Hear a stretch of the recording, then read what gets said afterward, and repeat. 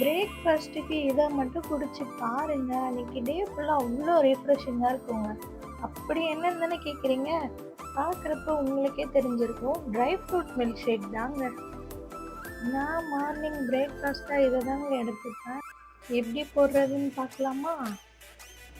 அதுக்கு ஒரு கப்பில் முந்திரி, பாதாம், வால்நட், பிஸ்தா, ட்ரை ஃபிக்கு, சீட் ரிமூவ் பண்ண பிளாக் டேட்ஸு, லாஸ்ட்டாக பிளாக் கிரேப்ஸையும் ஆட் பண்ணி ஓவர் நைட்டுக்கு சோக் பண்ண விட்டுருங்க.